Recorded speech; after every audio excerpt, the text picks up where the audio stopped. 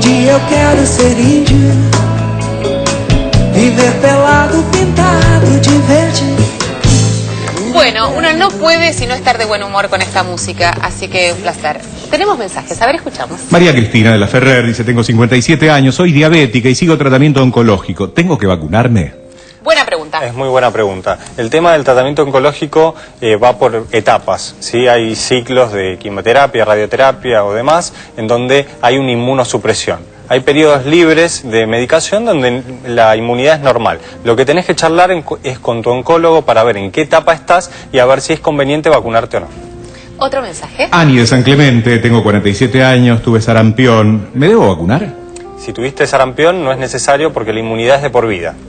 ¿Otro mensaje? Sonia de la Ferrer, a mis hijos los llevé a vacunar y en un hospital de la zona me dijeron que no era necesario. Esto fue la semana pasada. Si lo chequearon con el carnet de vacuna y claro, tienen las 2 dosis suficientes, no es necesario vacunarlos.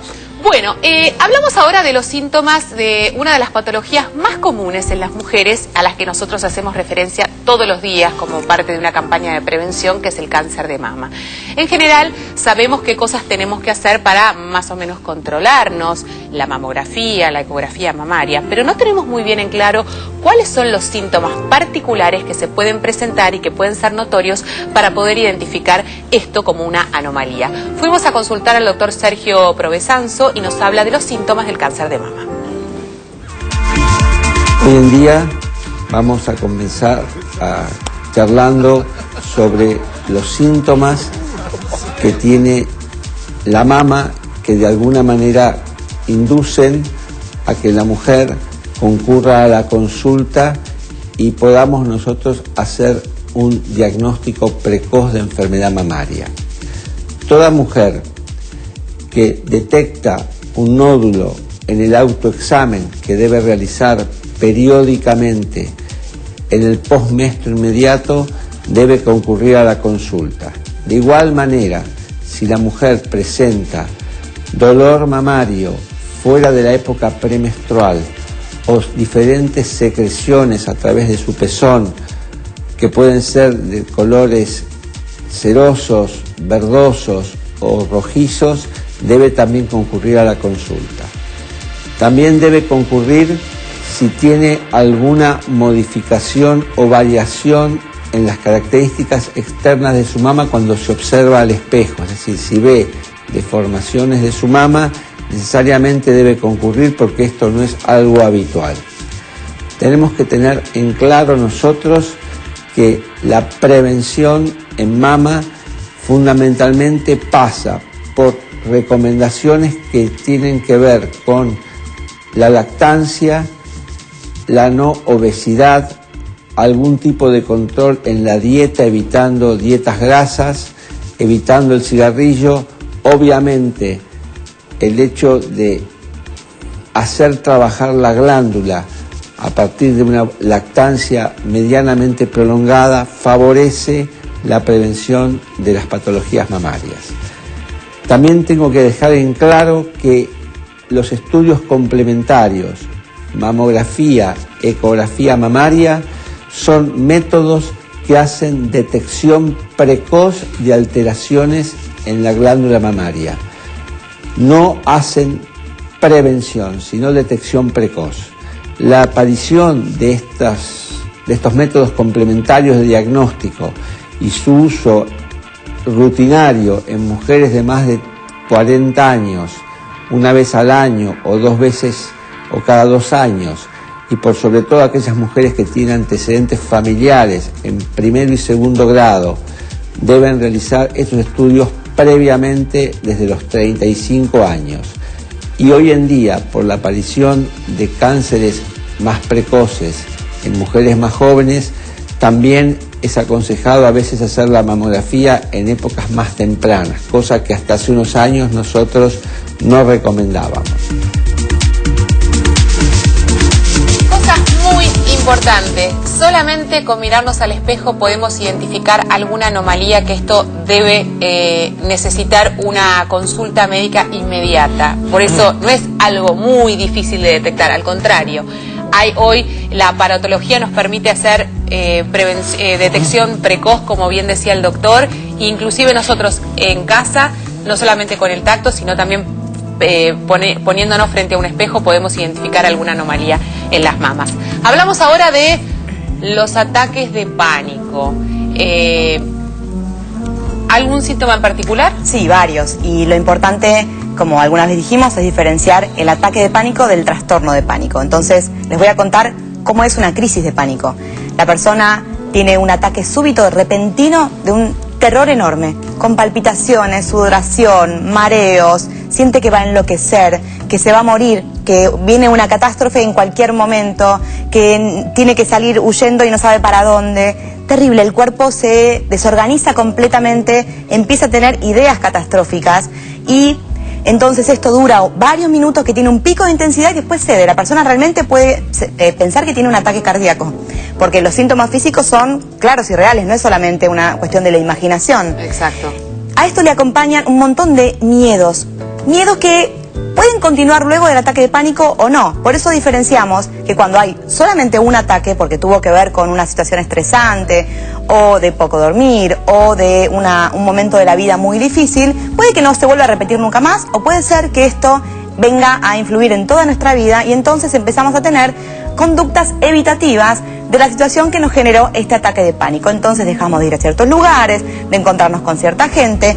Estas son las conductas que nos llevan a tener miedo al miedo, porque se genera todo un círculo. Entonces este miedo al miedo intensifica los síntomas, que intensifican el temor, claro, que intensifican lo que viene a ser luego un trastorno de pánico que se asocia muchísimo a lo que denominamos agorafobia, que es este temor al desamparo, a no poder salir Pregunta. de un lugar. ¿El ataque de pánico debiera ser tratado?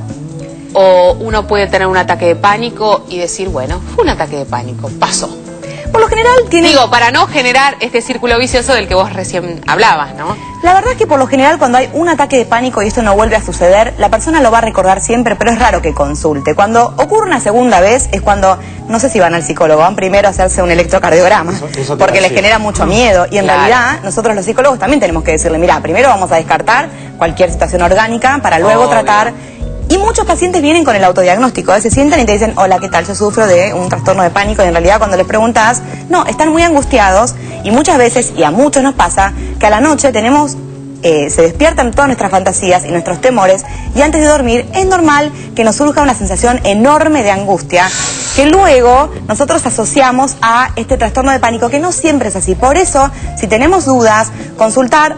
Puede ser a un clínico, puede ser a un psicólogo también, por supuesto, pero no quedarnos con este diagnóstico que nos marca y entonces creamos de que no tenemos que salir más o que no tenemos que, no sé, que ver a cierta gente o ¿Por qué será limitarnos. esto el tema de la noche, no? El tema de que se te viene un tsunami encima de todas las preocupaciones, las angustias, en fin, no solamente a los adultos, sino también a los chicos, ¿viste? Es como un proceso que cuando uno no está del todo bien, genera muchísima angustia. Es que la noche, cuando se apagan los ruidos de afuera, los ruidos internos empiezan a hacer mucho bochinche. Entonces, realmente cuando se bajan las luces y cuando se terminan los bochinches del día, uno a veces se encuentra con una sombra que no soporta. Claro.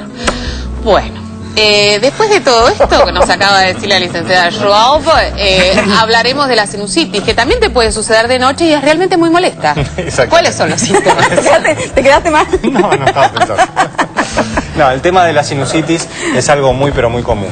Ya lo tratamos varias veces en otros programas. Los senos, sobre todo los paranasales, son cavidades de aire que permiten que la cabeza no sea tan pesada, pero tienen por dentro revestido mucosa y eso genera moco en general, que normalmente se drena y no tiene ninguna importancia. Cuando hay algún episodio de algún resfrío, alguna infección viral, alguna infección bacteriana, lo que puede hacer es producirse mucho moco, y si además tenemos o algún pólipo o está ese drenaje, el agujero por donde drena está tapado, Sí. lo que se produce es la acumulación del moco, se infecta y provoca los dolores típicos de la sinusitis. ¿Te acuerdas que charlábamos el tema del ACV, que era un dolor muy fuerte de cabeza en general que Sí. puede llegar a dar, Sí. un dolor de cabeza que lo despierta de noche? Bueno, muchas veces los distintos tipos de sinusitis se pueden confundir con un ACV, con la ruptura de algún aneurisma, le da un dolor de cabeza terrible, inclusive hasta con meningitis, que vamos a estar hablando en un ratito. Ok. Entonces, un dolor de cabeza muy súbito, con fiebre, muchas veces a uno lo dejan en observación y le hacen una tomografía para descartar que no tenga nada a nivel cerebral. Otro de los síntomas, moco verde con mal olor, ¿no? Exacto, y la pérdida del olfato. A mí siempre me toca la parte asquerosa, pero bueno, es la ahí, verdad. Vos fíjate esta imagen, estamos viendo a la izquierda de la pantalla Claro. el seno normal y a la derecha como está lleno de pus, ¿sí? Y claro. cómo duele eso. Y la pérdida del olfato también es importante. El drenaje de esa secreción purulenta es muy molesto y muchas veces las sinusitis agudas, lo que la gente no sabe, lo que yo charlo en el consultorio, es que puede durar de 2 a 8 semanas. Muchísimo. Entonces uno dice, no, pero en realidad yo tuve un poco de moco hace 2 semanas, pero bueno, dentro de esas 8 semanas estamos hablando de una sinusitis aguda, así Perfecto. que necesito un tratamiento antibiótico por lo menos por 2 semanas, ¿sí? Y muchas veces es necesario consultar a un especialista para ver si no hace falta alguna cirugía para corregir ese drenaje y evitar que vuelva a pasar de nuevo esta sinusitis. Bueno, hablamos rápidamente de la artritis y de la diferenciación entre la artrosis y la artritis. ¿Y cuáles son los síntomas? Se confunden mucho. La Claro. artritis fundamentalmente también es una enfermedad autoinmune, también es una enfermedad dentro de las reumatológicas, pero la gran diferencia que tiene con la artrosis es que la artritis generalmente es poliarticular, esto quiere decir que ataca muchas articulaciones al mismo tiempo, generalmente en forma simétrica y bilateral. Si me afecta una mano, me va a afectar la mano contraria, esto puede ocurrir en otras articulaciones también, y no solamente es articular, es una enfermedad sistémica, esto quiere decir que puede atacar otros órganos, por ejemplo, la vista, órganos internos como el corazón, como el pulmón, como la parte digestiva, y esto es una diferencia importante. Claro. Los síntomas articulares, también a diferencia con la artrosis, es que acá ya hay un proceso inflamatorio, la articulación se inflama, tiene dolor, tiene rubor, está colorada, si uno le mide la temperatura está elevada, el paciente puede presentar fiebre, y esto es sumamente importante a la hora de diferenciar una de otra. También tiene deformidades muy importantes como las que acabamos de ver y una incapacidad funcional más que importante. Pero tenemos un cuadrito que se lo vamos a mostrar ahora donde están básicamente las diferencias entre una y otra, pero por un lado la artritis es sistémica, puede atacar todo el cuerpo, la artrosis es exclusiva de las articulaciones, la artrosis solamente va a tocar a una articulación, la artritis va a atacar a varias y en forma simétrica, hay fiebre en la artritis, no hay fiebre en la artrosis, Fenómeno. y no hay una alteración también que me había olvidado de comentarles, que es una alteración en todo el estado del paciente. Ahí está. Ahí tenemos la diferencia, que hay un compromiso del estado general del paciente en la artritis, porque el paciente pierde apetito, es un paciente más asténico, hay un estado basal de esa persona más bajo que en una persona con artrosis, y lo que hablábamos antes de los órganos internos. Perfecto. ¿Sí? Bueno, que ha quedado clarísimo. Otra de las patologías muy común, lamentablemente, y es una de las principales causas de muerte en la Argentina, no solamente de las mujeres, sino también de los hombres. Hablamos del cáncer de colon. ¿Existen síntomas palpables para nosotros, los ciudadanos comunes, para poder identificar que hay algo que realmente no está funcionando del todo bien? Fuimos a consultar al doctor Daniel Cimino y esto nos contaba. Los síntomas del cáncer de colon, cuando el cáncer da síntomas, o sea, sangrado, obstrucción intestinal, por lo general los estadios de la enfermedad son más avanzados y por lo tanto las posibilidades de curación son de alrededor de un 50% a 5 años. Cuando el cáncer se detecta en una etapa presintomática, antes de dar síntomas, entonces ahí el beneficio es muy importante porque más del 90% de estos pacientes se curan. Pero ¿cómo hacemos para diagnosticar pacientes que no tienen síntomas? Justamente a través de métodos que permitan visualizar el interior del colon, como es la colonoscopía y es nuestro método de preferencia. Y hay otras alternativas, si hay gente que no quiere realizarse por ninguna forma una colonoscopía, es muy importante que sepan de que existen otros métodos como son test de sangre oculta en materia fecal, realizar un colon por enema o una colonoscopía virtual. Eso, si bien nuestra indicación precisa es la colonoscopía, pensamos que es la mejor porque en el mismo momento podemos resecar los pólipos que vemos y podemos en una sola oportunidad darle un diagnóstico y un tratamiento. Pero pensamos que hay gente que no quiere hacerse este estudio o que no quiere llegar a este estudio y bueno, antes de no hacer nada es muy importante que algunos de los estudios que existen en la actualidad se tienen que hacer. Ese es un mensaje importante para llevar a la población. que se informe que el cáncer de colon mata a 18 personas por día, que es un cáncer que se puede prevenir, que se puede curar si se detecta en etapas tempranas. Nosotros pensamos que el mejor método para hacer la prevención es la colonoscopía, realizada en un espacio donde se cumplan todas las normas para realizar un buen procedimiento con una baja tasa con riesgos muy bajos y con altos chances de darle un tratamiento correcto a ese paciente. Bueno, tenemos que ir rapidito a la pausa, hay muchas consultas, seguiremos hablando de los síntomas de otras patologías también después de la misma y respondiendo todas las preguntas que tenés, así que no te muevas de ahí, ya volvemos. ¿Sabías que hay signos evidentes de que se está a punto de sufrir una ACV? Son los siguientes: entumecimiento, debilidad o parálisis repentina de la cara, el brazo o la pierna, especialmente en un solo lado del cuerpo. Confusión repentina, dificultad al hablar o del entendimiento del habla. Dificultad repentina para ver en uno o en ambos ojos, dificultad repentina al caminar, vértigo o pérdida del equilibrio o de la coordinación, dolores de cabeza fuertes, repentinos y sin causa conocida.